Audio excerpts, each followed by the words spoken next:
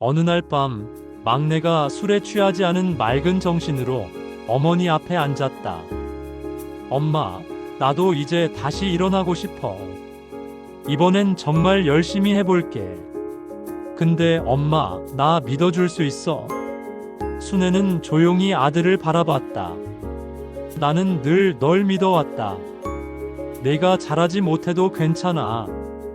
네가 내 아들이라는 사실 하나만으로도 충분해. 막내의 눈에 눈물이 맺혔다.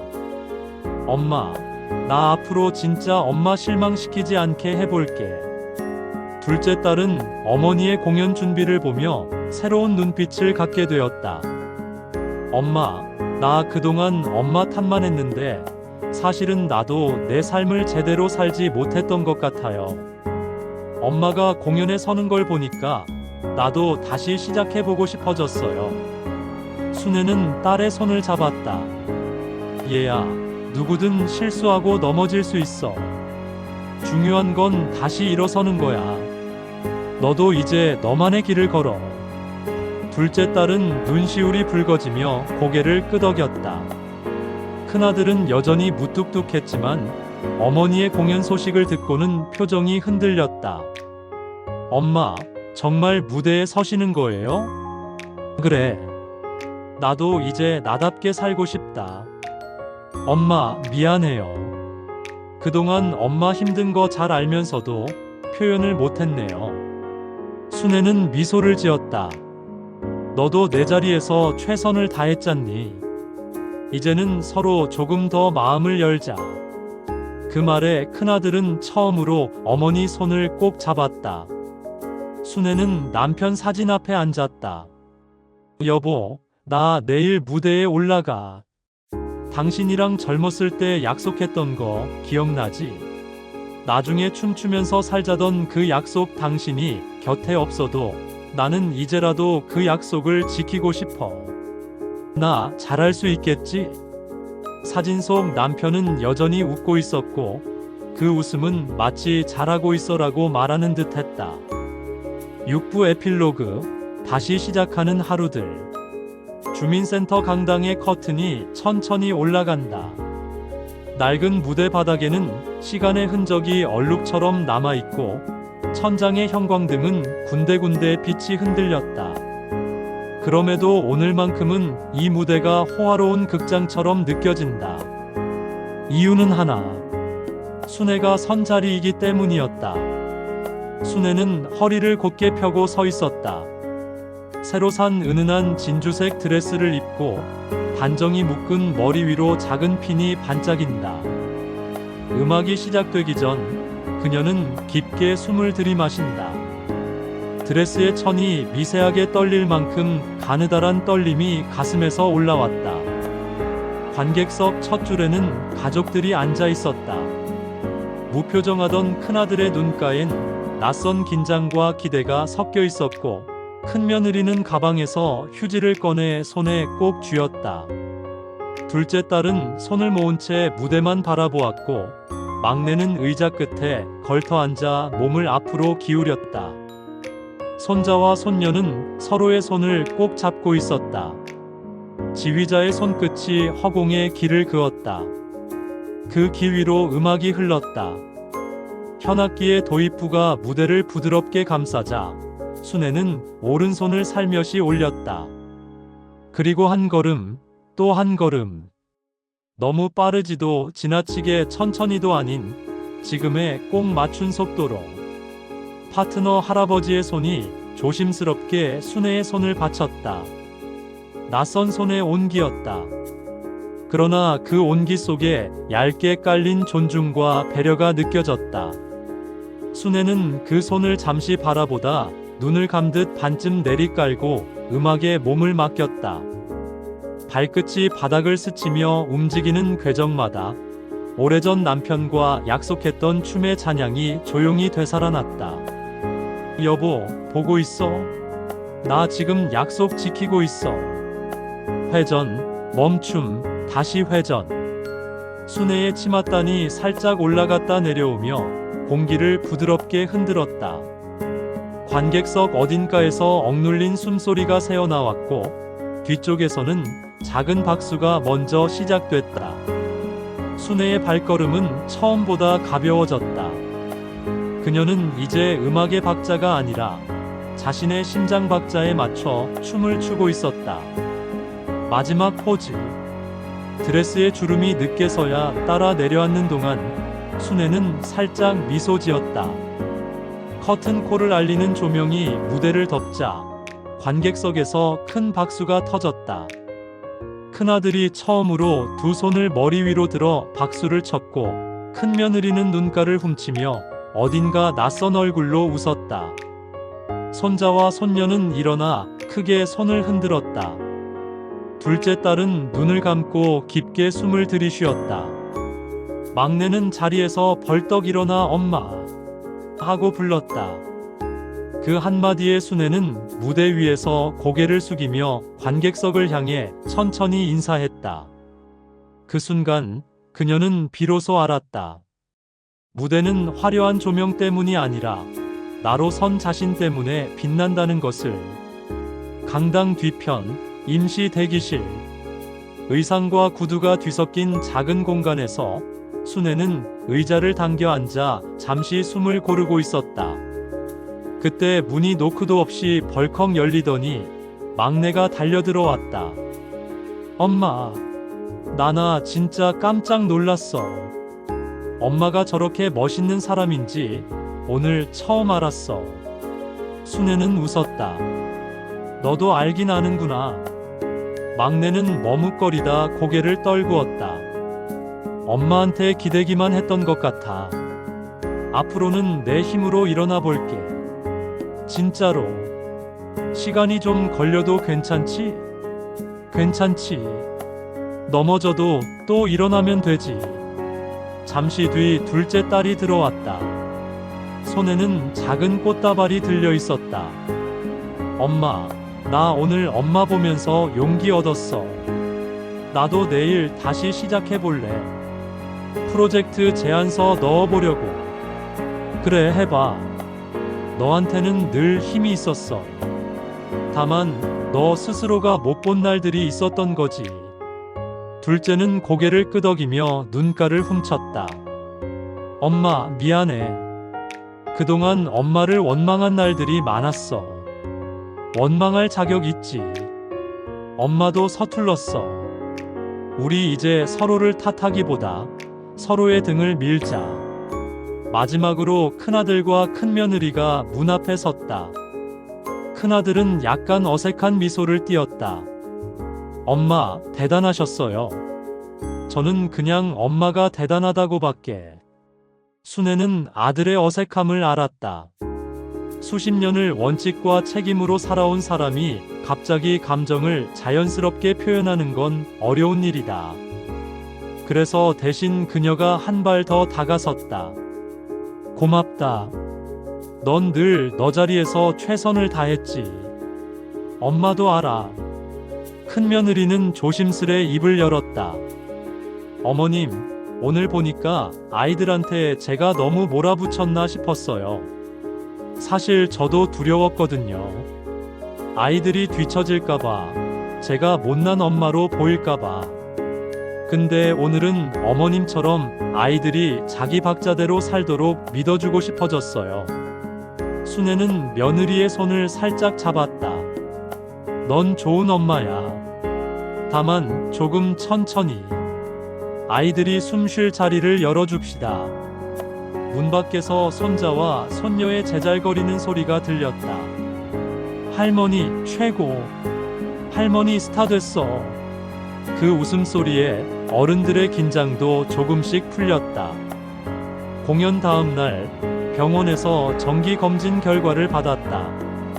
수치 몇 개는 여전히 붉은 글씨로 표시되어 있었지만 의사는 차분히 말했다. 크게 나빠지진 않았습니다. 다만 스트레스 관리 꼭 필요합니다. 운동은 지금처럼 꾸준히 무리하지 않게 하시고요. 순애는 고개를 끄덕였다. 병원을 나서는 발걸음이 무겁지 않았다. 오히려 마음 한편이 맑아지는 느낌이었다. 몸이 신호를 보낼 때 나는 그 신호를 듣지 않았다. 이제는 듣자. 내 몸, 내 마음의 목소리를. 버스 창밖으로 겨울 햇살이 번졌다. 유리창에 비친 자신의 얼굴을 보며 순애는 작은 메모장을 꺼내 적기 시작했다. 약 시간 지키기, 수영주 3회 유지, 사교 댄스 무리하지 않기, 손주들과 산책주 1회, 나 자신에게 말 걸기 하루 한 줄. 글씨는 둥글고 조금 흔들렸지만 메모장에 적힌 약속은 단단했다. 주말 오후 손자는 조심스럽게 말했다. 할머니, 나 이번 학기엔 로봇 동아리 해보고 싶어. 매일 학원만 가면 머릿속이 다 하얘져. 큰 며느리는 본능처럼 반대하려다 공연장의 기억을 떠올렸다. 21번 고르고 아이를 바라보았다. 그래. 대신 내가 선택한 거니까 책임지고 해. 일정은 우리 같이 짜보자. 큰아들은 옆에서 조용히 살피다가 아이 옆에 와 앉았다. 아빠도 같이 설계해 볼까? 내가 어릴 때 만들던 라디오 얘기도 해줄게. 순애는 그 모습을 보며 미소 지었다. 변화는 누구의 목청이 높아져서 오는 게 아니었다. 누군가의 미세한 숨고르기에서 시작되었다. 손녀도 말했다. 할머니, 나 피아노 다시 칠래. 엄마가 중단시키라고 해서 그만뒀는데 요즘 손이 간질간질해. 큰며느리는 이번엔 조금 더 빨리 대답했다. 좋아. 연습은 네가 스스로 계획하고 엄마는 너무 간섭하지 않을게. 순애는 손녀의 손가락 관절을 살피듯 어루만졌다. 피아노 건반은 말이야. 힘으로 치는 게 아니고 숨으로 눌러야 해. 사람 마음처럼. 한 달 뒤 막내는 동네 공방에서 보조로 일하기 시작했다. 카페 창업 얘기는 접었다. 대신 그는 손을 쓰는 일을 선택했다. 목재 냄새가 스민 저녁, 막내는 작은 봉투를 내밀었다. 엄마, 첫 월급이야. 많지는 않은데 밥값. 무슨 밥값이니? 네가 밥 먹여주던 그때도 있었는데. 순애는 농담처럼 말하며 봉투를 받지 않으려 했다. 막내가 손을 더 꽉 쥐었다. 이번엔 내가 드리고 싶어. 이건 내가 어른이 되려고 꺼낸 첫걸음이야. 순애는 결국 봉투를 받아들었다.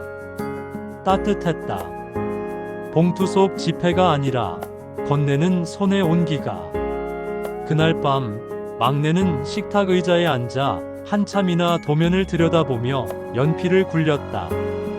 엄마, 내가 언젠간 내 손으로 만든 걸 엄마한테 보여줄게. 이름도 엄마 이름에서 따올 거야. 그럼 궁지에 몰릴 땐 이름 바꿔야겠다. 둘은 한참 웃었다. 웃음은 오래된 서운함의 가장자리부터 천천히 녹여냈다. 둘째 딸은 모처럼 밝은 표정으로 퇴근했다. 엄마, 제안서 통과했어. 다음 달부터 새 프로젝트 맡기로 했어. 가방에서 노트북을 꺼내며 말했다. 화면 속 문서 제목이 기특하게 빛났다. 축하해. 순애는 말보다 눈빛으로 더 많은 축하를 보냈다. 둘째는 손을 뻗어 엄마의 어깨를 토닥였다. 엄마 덕분이야. 무대 위에 선 엄마를 보면서 나도 나한테 서야겠다고 생각했거든. 우리는 늦게라도 배운단다. 늦게 배운 건 잘 안 잊어버려. 둘은 미소를 나눴다. 가끔은 말보다 미소가 더 정확했다. 큰아들은 어느 날 주차장에서 어머니의 장바구니를 빼앗듯 들었다. 엄마, 무거우면 말하세요. 제가 들게요. 예전 같으면 괜찮다며 뿌리쳤겠지만 순애는 이번에는 고개를 끄덕였다. 그래, 네가 들면 덜 무겁구나. 둘은 함께 엘리베이터에 섰다. 문 앞에 서 있는 동안 큰아들이 먼저 말을 꺼냈다. 엄마, 저 손주들한테 너무 딱딱했나 봐요. 오늘은 같이 공원 가려고요. 운동하라고. 운동도 좋고 그냥 걷는 것도 좋아. 사람이 같이 걸으면 마음이 맞춰지거든. 큰아들은 멋쩍게 웃었다. 네. 배워볼게요. 천천히. 큰며느리는 자기 핸드폰의 메모 앱을 열었다. 그 위에 새로운 항목이 추가되어 있었다. 아이 말 중간에 끊지 않기. 하루 10분. 아무 질문 없이 들어주기. 지금 기분이 어때? 먼저 묻기. 성적 얘기는 일주일 1회로 줄이기. 그녀는 자신도 놀랄 만큼 천천히 변하고 있었다. 변화를 지키는 건 의지보다 습관이라는 걸 서서히 이해해가는 중이었다. 봄 기운이 희미하게 스며든 어느 날, 순애는 아주 이른 시각에 집을 나섰다. 부지런한 차들이 도로 위로 드문드문 미끄러졌다. 첫 차를 타고 바다로 가기로 했다. 남편과 젊은 시절에 가고 싶어 하던 곳, 하지만 늘 생계를 이유로 미뤄왔던 곳. 버스는 도시의 가장자리를 벗어나 논과 밭 사이를 통과했다. 하늘은 점점 푸른 빛을 되찾고 안개는 논둑 위에서 서서히 걷힌다. 바닷가에 도착했을 때 해는 막 수평선 위로 얼굴을 내밀고 있었다. 파도 소리가 느리게 그러나 꾸준히 발끝을 감쌌다. 순애는 신발을 벗고 물가에 섰다. 차갑지만 오래된 슬픔을 헹궈주는 차가움이었다. 그녀는 주머니에서 작은 봉투를 꺼냈다. 편지였다. 남편에게 쓰는 편지. 바닷바람이 봉투의 모서리를 가볍게 흔들었다. 여보, 내가 약속을 지켰어. 춤도 췄고 아이들에게도 내 마음을 말했다. 그랬더니 희한하게 내가 숨이 쉬어진다. 당신이 없는 자리에서 내 자리를 찾는 일이 이렇게 늦게 올 줄은 몰랐어. 그래도 왔으니 됐지. 나는 이제 내 박자대로 살 거야. 네가 좋아하던 그 리듬으로. 그리고 가끔은 너를 불러볼 거야. 그러면 너도 바람 사이에서 대답해줘. 편지를 접어 바다를 향해 살짝 던졌다. 종이는 물 위에 잠깐 떠 있다가 작은 파도결에 이끌려 부드럽게 젖었다. 순애는 그 종이를 한참 보다가 고개를 들어 멀리까지 펼쳐진 수평선을 바라보았다. 여보, 잘 지내. 나도 잘 지낼게. 바람이 대답처럼 불었다. 며칠 뒤 주민센터 게시판에 공지가 붙었다.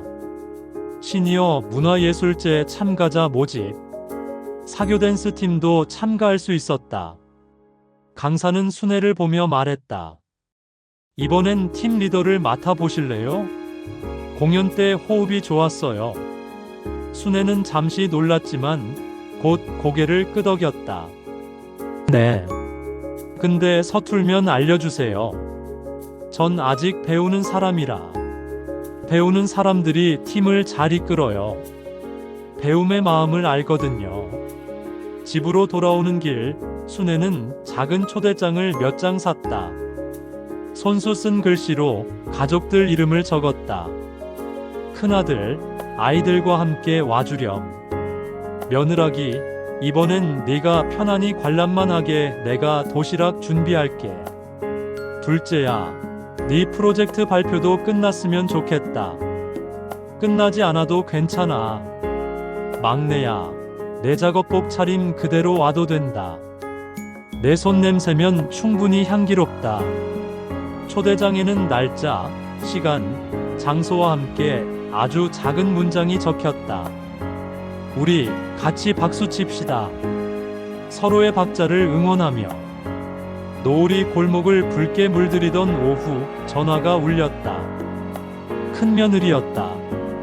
어머님, 오늘은 제가 저녁 준비할게요. 김치전이랑 미역국 끓여갈게요.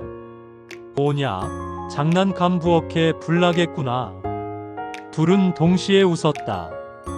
며느리는 말했다. 어머님, 요즘 아이들이 웃어요. 피아노 소리도 집에 가득하고. 아직 걱정은 많지만 숨이 돌아와요. 그래, 그게 다야. 사람은 숨부터 찾아야 살아. 잠시 뒤 둘째가 메시지를 보냈다. 엄마, 오늘 늦어요. 회의가 길어져서. 끝나고 들를게요. 엄마 좋아하는 호떡 사갈게요. 순애는 답장을 보냈다. 뜨거운 호떡은 조심히 먹어야 튀지 않는다. 알지? 이모티콘 하나가 따라갔다. 둘째는 그 이모티콘에 하트를 덧붙였다. 막내는 사진을 보냈다. 거칠게 다듬어진 나무 의자였다. 엄마, 아직은 덜 예쁘지? 그래도 내 손으로 깎았어. 엄마가 앉을 자리야. 순애는 사진을 손가락으로 확대해 보다가 화면 속 나무의 질감을 어루만지듯 천천히 스크롤을 내렸다. 예쁘다. 아주 예쁘다. 나 허리 펴고 앉을게. 봄이 바짝 다가왔다. 순애는 창틀을 닦았다. 먼지가 쌓여 잿빛이었던 테두리가 하얀 본래의 색을 되찾았다. 스펀지를 짜내며 그녀는 오래된 라디오를 켰다. 툭툭 잡음이 들리다 DJ의 목소리가 방 안으로 흘러들었다. 오늘도 당신의 하루를 응원합니다. 나이가 숫자에 불과하다는 걸 우리 함께 확인해 볼까요? 순애는 웃었다. 라디오의 둔탁한 소리가 오히려 마음을 편하게 했다. 세련된 스피커가 주는 감탄 대신 오래된 기계의 숨소리가 주는 안심. 그녀는 라디오 볼륨을 아주 조금 더 올렸다. 예술제 날. 무대 조명이 올랐다. 이번엔 팀 리더였다. 시작 전 순애는 동료들의 손을 차례로 잡았다. 우린 우리 박자로 갑시다. 틀려도 괜찮아요. 틀림이 아니라 다름으로 춥시다. 음악이 흐르자 그들은 함께 움직였다. 발끝이 서로의 마음을 건드리지 않도록 배려하며 손끝이 상대의 체온을 잊지 않도록 천천히. 객석 어딘가에서 아이의 환호가 들렸다. 손자였다. 할머니, 멋있어. 관객석 여러 군데에서 소리가 이어졌다. 엄마, 어머니, 이모. 서로를 부르는 호명들이 무대를 따뜻하게 감쌌다. 공연이 끝나고 가족들은 무대 뒤 좁은 복도에서 서로를 안았다. 인사말 대신 오래 묵은 마음이 눈빛으로 오갔다. 그날의 사진들이 휴대폰 속에 차곡차곡 저장되었다. 화면 속 순애의 눈가에는 미세한 주름이 더 깊게 새겨져 있었지만 그 주름 사이사이에 젖은 빛이 있었다. 삶의 물기가 비친 주름. 그것은 슬픔이 아니라 살아낸 시간의 반짝임이었다. 그 이후로 일상은 다시 조용히 흘렀다. 그러나 이전과는 다른 속도로, 다른 호흡으로. 손주는 로봇 동아리에서 작은 대회를 준비했고, 손녀의 피아노는 매주 같은 시간에 짧게 울렸다. 큰아들은 주말마다 공원 산책을 제안했고, 큰며느리는 식탁 위에서 오늘은 어땠어? 를 먼저 물었다. 둘째는 때때로 피곤해 지친 얼굴로 들어왔지만 그 피곤함 속에 이상한 충만이 있었다. 막내는 손에 굳은 살이 더 두꺼워졌고 손등의 상처는 이전보다 단단하게 아물어갔다. 순애는 가끔 생각했다. 변한 건 사실 많지 않다. 다만 우리가 서로를 보는 눈이 달라졌을 뿐. 그런데 그 눈의 변화가 세상을 바꾸는 일이라는 걸 조금은 알 것 같았다. 어느 밤 순애는 다시 편지를 썼다. 수신이는 남편이었지만 읽는 사람은 아마도 내일의 나였다. 여보, 오늘은 콩나물을 사왔어. 아이들이 온다고 해서 냉비빔면을 해주려고. 손녀는 피아노를 치고 손자는 모터를 분해하겠지. 큰애는 식탁에 수평자를 들고 올지도 몰라. 둘째는 늦게 올 테니 따뜻한 국물을 남겨둬야지.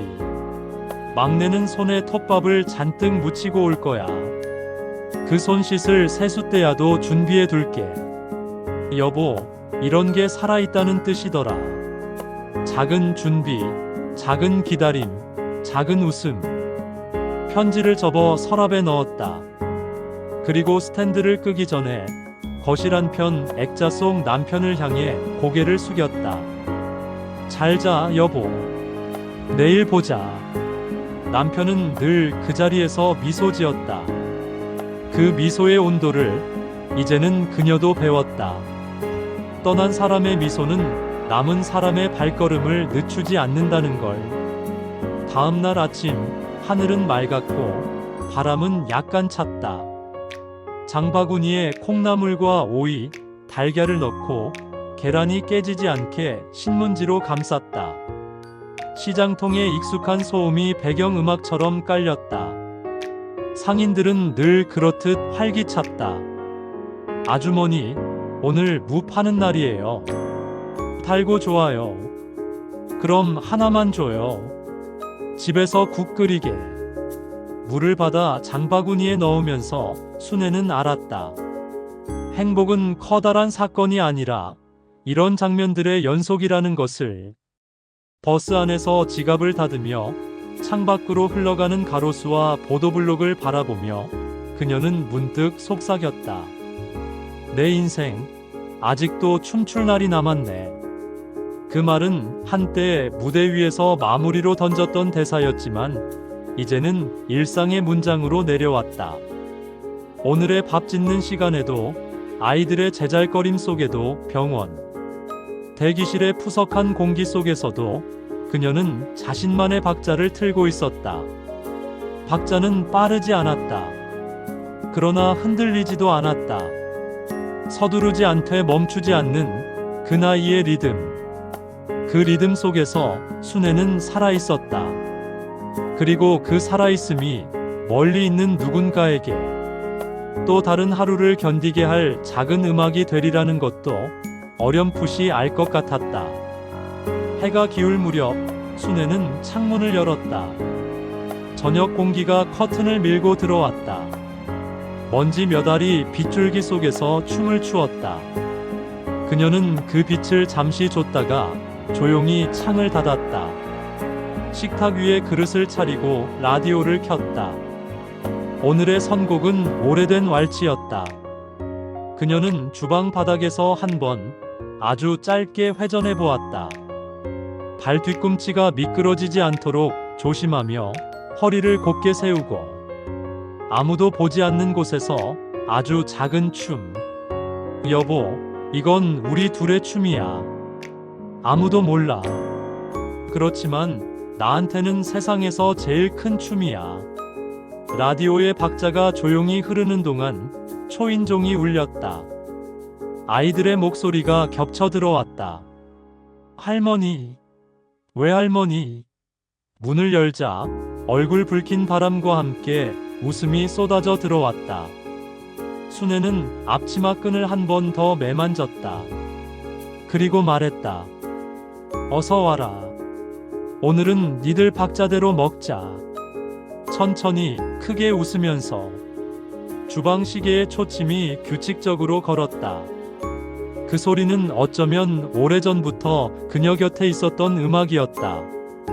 그녀는 그 음악 위에 젓가락 소리, 웃음소리를 하나씩 겹쳤다. 그렇게 그녀의 하루는 또 하나의 무대로 천천히 막을 내렸다. 그러나 내일도 모레도 그 다음 날도 막은 다시 올라갈 것이다. 커튼은 닫히지만 관객은 떠나지 않는다. 그녀 스스로가 관객이자 연주자이기 때문이다. 그리고 그 무대 가장자리, 검은 액자 속 남편은 여전히 웃고 있었다. 그 웃음을 따라 그녀는 조용히 속삭였다. 내 인생, 여전히 현재 진행형.